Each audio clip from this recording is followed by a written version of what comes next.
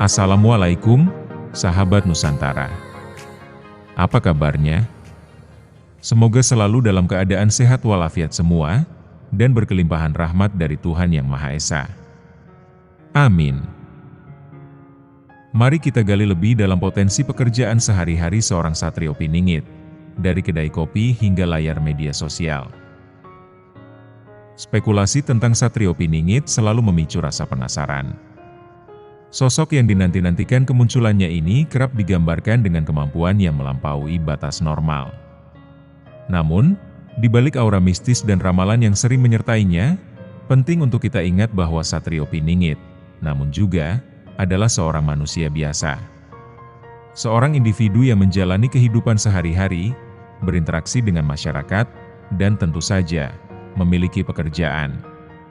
Seringkali, kita terlalu fokus pada kehebatan dan potensi luar biasa yang konon dimiliki Satrio Piningit, hingga melupakan bahwa ia adalah bagian dari kita. Ia mungkin saja berada di dekat kita, tanpa kita sadari. Lalu, apa kira-kira pekerjaan yang dilakoninya sehari-hari? Bagaimana ia mencari nafkah sambil mempersiapkan diri untuk peran besar yang mungkin menantinya kelak? Video ini akan mencoba mengupas sekilas, sedikit lebih dalam tentang potensi profesi pekerjaan Satrio Piningit, khususnya dari sudut pandang versi Satria Nusantara, SN. Kita akan menjelajahi berbagai kemungkinan, mulai dari pekerjaan yang terlihat sederhana hingga peran yang mungkin tersembunyi di balik layar. Tujuan SN bukanlah untuk mengungkap identitas Satrio Piningit yang sebenarnya, melainkan untuk memahami bagaimana sosok yang digadang-gadang sebagai calon pemimpin masa depan ini, mungkin menjalani hidupnya di tengah-tengah kita. Bayangkan saja, mungkinkah ia bekerja sebagai barista di kedai kopi langganan Anda, menyajikan senyuman dan secangkir kopi hangat setiap pagi? Ataukah ia seorang pengembang aplikasi yang tak kenal lelah, menciptakan solusi untuk permasalahan yang dihadapi masyarakat? Mungkinkah ia berada di balik layar? Di era digital ini, banyak pekerjaan yang memungkinkan seseorang untuk bekerja dari jarak jauh, berinteraksi dengan banyak orang tanpa harus terpapar secara langsung. Mungkinkah Satrio Piningit adalah seorang konten kreator yang menyebarkan pesan-pesan positif melalui platform media sosial? Atau seorang analis data yang memahami seluk-beluk permasalahan sosial dan ekonomi, mencari solusi terbaik untuk kemajuan bangsa? Ataukah ia memilih kesederhanaan? Kemungkinan lain, Satrio Piningit justru memilih pekerjaan yang sederhana dan dekat dengan masyarakat. Seorang petani yang menanam padi dengan penuh cinta, seorang guru yang mendidik generasi muda dengan penuh dedikasi, atau bahkan seorang pengusaha kecil yang berjuang untuk menghidupi keluarganya. Kesederhanaan ini bisa jadi menjadi sarana baginya untuk merasakan denyut nadi kehidupan masyarakat, merasakan langsung lingkungan yang menghadap, dan membangun empati yang mendalam. Lebih dari sekadar pekerjaan, sebuah panggilan. Apapun pekerjaannya, yang pasti adalah bahwa Satrio Piningit akan menjalankannya dengan penuh tanggung jawab dan dedikasi. Bukan semata-mata mencari nafkah, melainkan sebagai bentuk pengabdian dan kontribusi kepada masyarakat. Ia akan menggunakan pekerjaannya sebagai media untuk belajar, mengembangkan, dan mempersiapkan diri untuk peran yang lebih besar di masa depan. Pada akhirnya, perkiraan tentang pekerjaan Satrio Piningit ini menjadi pengingat bagi kita semua. Bahwa setiap pekerjaan, sekecil apapun, memiliki potensi untuk memberikan dampak positif bagi lingkungan sekitar. Bahwa setiap individu, termasuk Anda dan saya, memiliki peran penting dalam membangun masa depan yang lebih baik. Mungkin saja, benih-benih kepemimpinan dan perubahan itu sudah ada dalam diri kita masing-masing. Mari kita gali potensi diri, berkontribusi sebisa mungkin, dan bersama-sama menciptakan dunia yang lebih adil dan sejahtera. Siapa tahu, di antara kita, ada seseorang yang memiliki potensi untuk menjadi pemimpin yang kita nantikan. Kendala pekerjaan dan masa keterpingitan, sebuah proses yang tak mudah. Membayangkan sosok Satrio Piningit menjalani sebuah pekerjaan sehari-hari mungkin terasa asing bagi banyak orang. Kita terbiasa membayangkannya sebagai sosok yang penuh karisma dan kekuatan, namun jarang memikirkan bagaimana ia menjalani proses persiapan sebelum tampil memimpin. Padahal, ada kendala-kendala yang mungkin tidak pernah kita sadari, terutama yang berkaitan dengan masa keterpingitan yang konon harus dilaluinya. Masa keterpingitan ini, yang seringkali diasosiasikan dengan Satrio Piningit, tentu saja menjadi tantangan tersendiri dalam menentukan dan menjalani sebuah pekerjaan. Proses ini secara mendasar membatasi ruang geraknya. Ia tidak bisa begitu saja muncul di hadapan publik dan mendeklarasikan jati dirinya. Bayangkan dilema yang dihadapi. Di satu sisi, ia perlu berinteraksi dengan masyarakat untuk memahami realitas yang ada. Di sisi lain, ia harus menjaga identitasnya secara tersembunyi sampai waktu yang tepat tiba. Bukan hanya itu, profesi yang dipilih Satrio Piningit pun idealnya harus selaras dengan tujuan utamanya, yaitu mempersiapkan diri untuk memimpin.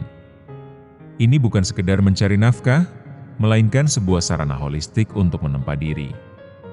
Pekerjaan tersebut harus memberikan kesempatan untuk mengembangkan kemampuan, memahami seluk-beluk kehidupan masyarakat, dan membangun jaringan yang kelak akan bermanfaat bagi yang diukir. Pilihan pekerjaan menjadi lebih krusial, sebuah persimpangan jalan yang akan menentukan arah perjalanan Satrio Piningit. Apakah ia akan memilih pekerjaan yang memungkinkan terjadinya interaksi luas dengan berbagai lapisan masyarakat, terjun langsung ke dalam denyut nadi kehidupan sosial, menyerap aspirasi dan memahami permasalahan secara mendalam dari akar rumput? Atau justru pekerjaan yang memungkinkannya untuk refleksi dan pengembangan diri secara mendalam, mengasah kebijaksanaan dan menajamkan visi dalam kesunyian, memikirkan makna kehidupan dan mencari solusi bagi permasalahan yang lebih besar? Pilihan ini tentu memiliki konsekuensi masing-masing. Interaksi luas akan memberikan pemahaman praktis tentang kebutuhan masyarakat, namun mungkin menghabiskan waktu untuk pengembangan diri. Sementara refleksi mendalam akan mempertajam pemikiran dan kebijaksanaan, namun bisa membuatnya kurang terhubung dengan kenyataan di lapangan. Proses ini jelas bukanlah perkara mudah. Ada perjuangan internal yang berkecamuk di dalam diri, konflik antara keinginan pribadi dan panggilan tugas yang mendalam. Ia harus menimbang antara ambisi pribadi, keinginan untuk berkontribusi langsung, dan tanggung jawab moral yang dirasakannya. Belum lagi berbagai tantangan eksternal yang mungkin harus dihadapi, mulai dari kesulitan ekonomi yang menguji ketahanannya, hingga tantangan sosial yang menguji kesabarannya dan kemampuan beradaptasi. Tekanan dari keluarga, harapan masyarakat, dan bahkan mungkin intimidasi dari pihak-pihak yang tidak menginginkannya berhasil. Semua ini menjadi batu sandungan dalam perjalanannya. Semua ini tentu sulit diungkapkan hanya dengan kata-kata. Rasa takut akan kegagalan, keraguan akan kemampuan diri, dan beban tanggung jawab yang terasa begitu berat.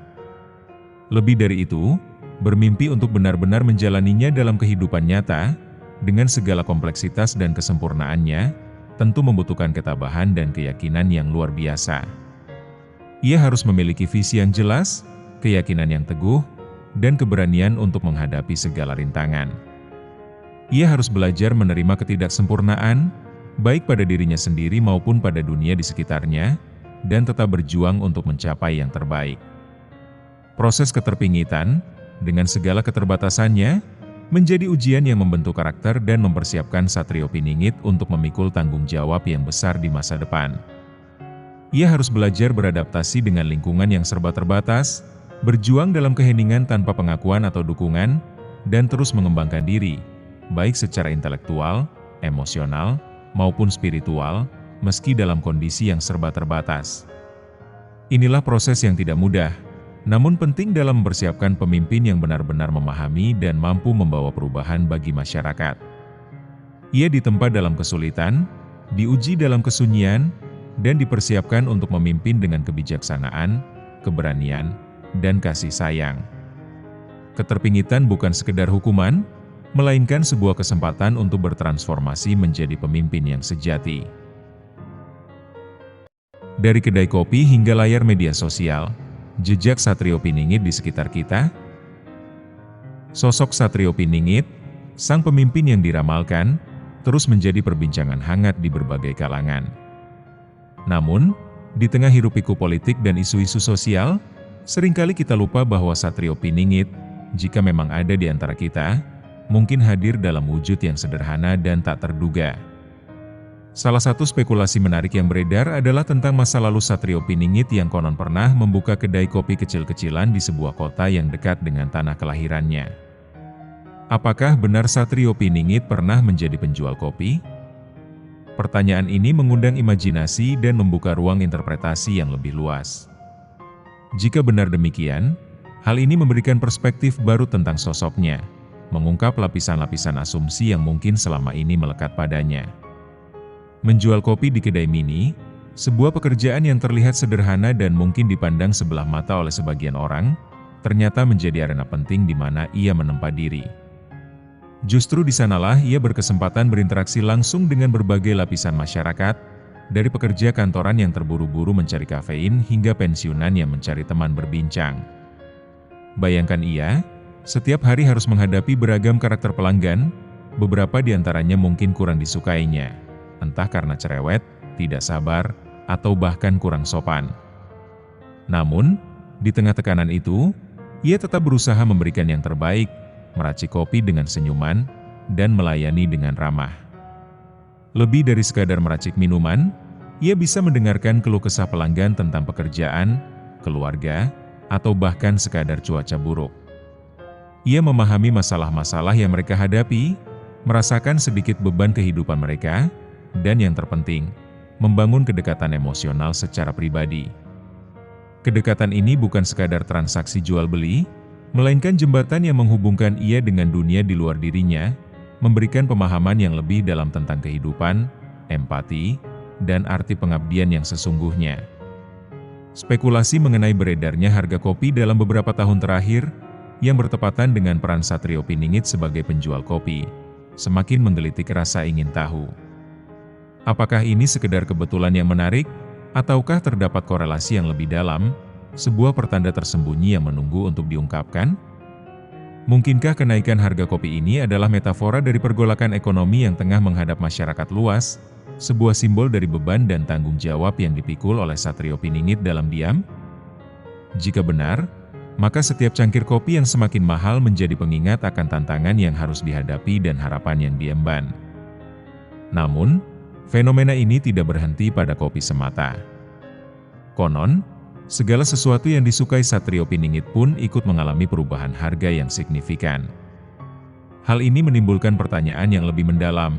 Apakah ada kekuatan yang lebih besar yang bermain di balik layar, sebuah mekanisme kosmik yang terhubung dengan kehadiran dan peran sang Satrio Piningit? Apakah ini merupakan ujian, sebuah cara alam semesta untuk menguji keteguhan dan kesetiaan para pendukungnya? Atau tepatnya, ini adalah pertanda baik, sebuah sinyal bahwa kehadiran Satrio Piningit membawa dampak yang luar biasa, bahkan hingga merusak harga komoditas?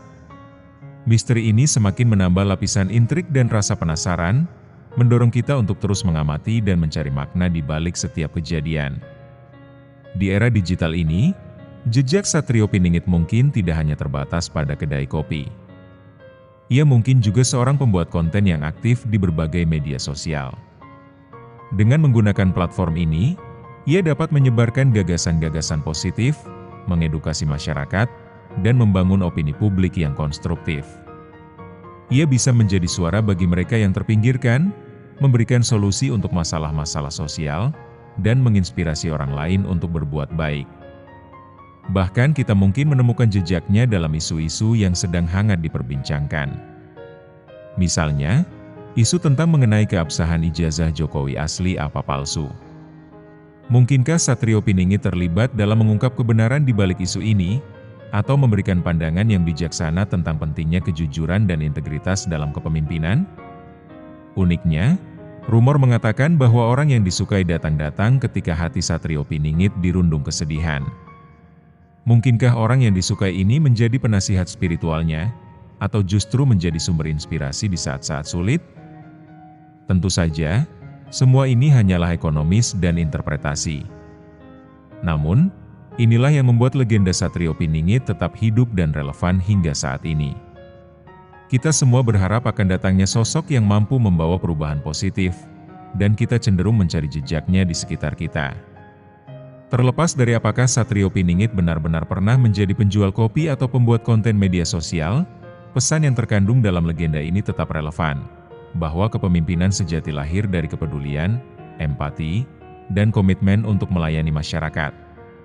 Satrio Piningit, jika memang ada, mungkin sedang mengamati kita, belajar dari pengalaman hidup, dan mempersiapkan diri untuk peran yang lebih besar di masa depan. Oleh karena itu, mari kita tetap membuka mata dan hati kita untuk melihat kebaikan dan potensi yang ada di sekitar kita.